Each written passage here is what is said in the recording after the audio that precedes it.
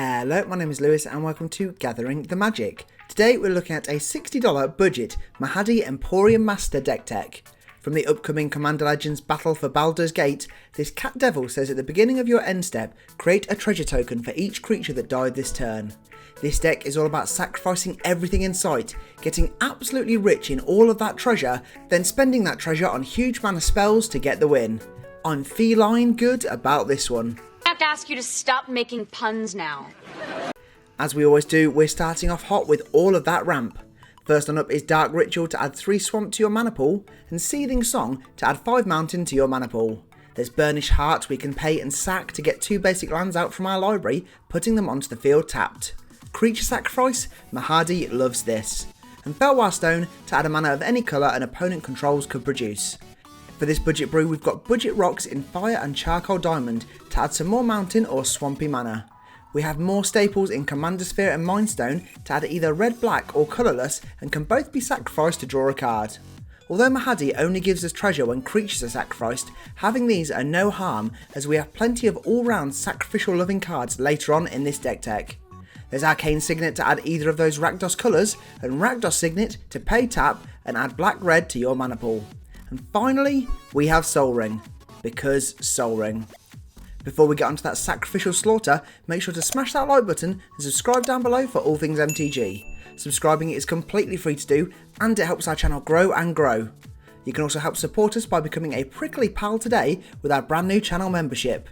You love to see it. Now we're looking at all those ways to sacrifice and all the ways to gain from that sacrifice. Starting off with Body Dropper that allows us to sack a creature, giving Body Dropper Menace until end of turn. It also gets a +1/+1 counter whenever another creature is sacrificed. And Carrion Feeder that lets you sack a creature for free, with it getting a +1/+1 counter on it whenever a creature is sacked. There's Dockside Chef to sack an artifact or creature to draw a card. And Ghoulcaller Gisser to pay and sack another creature and create X/2/2 zombie creature tokens, where X is the sacrificed creature's power.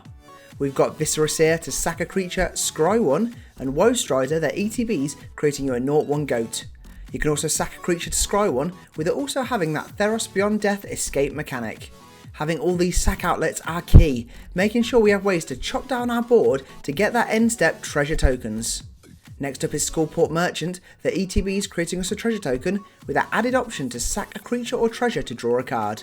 And Pawn of Ulamog, this is whenever it or another non-token creature you control is put into the graveyard from the field, create a 0/1 Eldrazi spawn that we can sack to add 1 colourless to your mana pool. Moving on to ETB sackers, there's Fleshbag Marauder and Demon's Disciple that say when they ETB, each player sacrifices a creature or planeswalker with the disciple. We've got Merciless Executioner and Plaguecrafter that when they ETB, each player sacks a creature, with Plaguecrafter saying those who can't sack a creature or planeswalker have to discard a card. There's Gravelight that when ETBs, draw a card if a creature died this turn, otherwise each player sacrifices a creature. And moving on to those sacrifice loving cards, we have Havoc Jester that says whenever you sack a permanent, it deals 1 damage to any target. There's Judith the Scourge Diva to give your other creatures +1/+0, and whenever a non-token creature you control dies, Judith deals 1 damage to any target. And Mayhem Devil that says whenever a player sacrifices a permanent, it deals 1 damage to any target. A key card in this deck as it says whenever a player, so not just yourself. These pingers are so key as that 1 damage could also kill an opponent's creature, getting you more tasty Mahadi treasure on your end step. We have Goblin Bombardment to sack a creature with it dealing 1 damage to any target. An Impulsive Pilferer that when dies creates you a treasure token. We can encore it to create a copy for each opponent and they are all sacrificed at the next end step, creating you more treasure and more Mahadi end step treasure too. Onto the final 4 cards, there's Costly Plunder and Village Rites. We both have to sack to activate, both drawing us 2 cards. We have Victimize to choose 2 target creatures in your graveyard, sacrifice a creature. If you do, return chosen cards to the field tapped. And Fling to again first sack a creature, Fling deals damage equal to the sacked creature's power to target creature or player. Now we've sacked ours and our opponent's creatures, let's look at those big mana spells we're going to use all that treasure with. First up is Rakdos Lord of Riots that you can't cast unless an opponent has lost life this turn, with creature spells costing 1 less to cast for each 1 life your opponents have lost this turn. And Rakdos the Showstopper that when ETBs, flip a coin for each creature that isn't a demon, devil or imp, destroying each creature whose coin comes up tails. There's Dread Cacodemon, that when ETBs, if you cast it from your hand, destroy all creatures your opponents control, then tap all of the creatures you control. An Overseer of the Damned, that when ETBs, you may destroy target creature. Whenever a non-token creature an opponent controls dies, create a tap 2/2 zombie creature token. More perfect sacrificial fodder. Remember, with the abundance of creatures we'll be sacking, Mahadi will be getting us so much treasure that these will all become very affordable spells. On some big budget Eldrazi, there's Artisan of Kozilek, that when cast you can return target creature card from your graveyard to the field with that devastating Annihilator 2. And Pathrazer of Ulamog with Annihilator 3 and can't be blocked except by 3 or more creatures. For the last Eldrazi there's Ulamog's Crusher that attacks each turn if able, with Annihilator 2. And Harvester of Souls, the Death Touch Demon that draws you a card whenever another non-token creature dies. We have huge board wipes within Garruk's Wake to destroy all creatures and planeswalkers you don't control, and Plague Wind to destroy all creatures you don't control. Finally, there's huge sorcery Blasphemous Act to deal 13 damage to each creature, though it does cost 1 less to cast for each creature on the field. Before we finish up with all of those lands, we're looking at the best of the rest in this budget brew. First up is the always essential Zorn that says if you create 1 or more treasure tokens, create those plus an additional treasure token. And Gadrak the Crown Scourge that says at the beginning of your end step, create a treasure token for each non-token creature that died this turn. That card was made for Mahadi. For some nice recursion there is Nether Traitor that says whenever another creature is put into your graveyard from play, you may pay a swamp. If you do, return Nether Traitor from the graveyard to play. And Reassembling Skeleton to pay 1 and black to return it from the graveyard to the field tapped. Both these cards are perfect sacking fodder for Mahadi to constantly kill and bring back. For some Toka fodder creating options, there's Jadar that says at the beginning of your end step, if you control no creatures with Decayed, create a 2/2 zombie with Decayed. And Yuri, Master of the Review, that gets +1/+1 whenever you sack a permanent, with it dealing damage equal to its power to any target when it dies. There's Oni Cult Anvil that lets us sack an artifact with it dealing 1 damage to each opponent. You gain 1 life.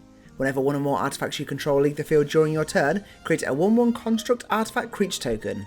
And Reckless Fireweaver that says whenever an artifact ETBs under your control, it deals 1 damage to each opponent.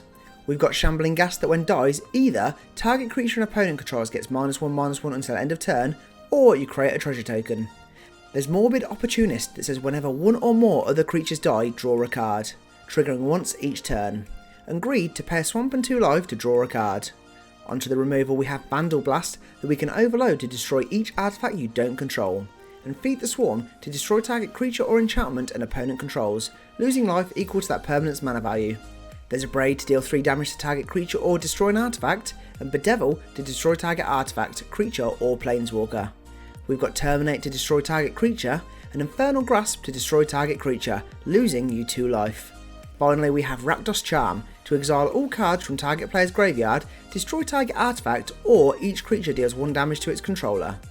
Now we're rounding off this $60 budget brew with all of those lands. Starting off as always with those basics, we have 12 Mountain and 16 Swamp, as this is a deck that leans slightly heavier into those Swampies.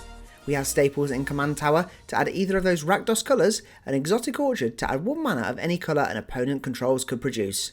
There's Evolving Wilds and Terramorphic Expanse to both sack and search our library for a basic land, putting it onto the field tapped. We have Foreboding Ruins that when ETBs, if you reveal a swamp or mountain from your hand, it enters untapped. And Rakdos Carnarium, the Rakdos bounce land. Finally, we've got Smouldering Marsh that ETBs tapped unless you control 2 or more basic lands, and Tainted Peak to add black or red only if you control a swamp. Mahadi is a great new commander from Battle of Baldur's Gate, and one that I expect to soon become a very, very popular commander. Mark my words. There we have it, that is the $60 Mahadi deck tech. Thanks for watching, and don't forget to smash that like button and subscribe to the channel for all things MTG. Check out our link tree in the description below for all of our social media and affiliate links. For now though, I'm all tapped out, so I'll see you in the next video.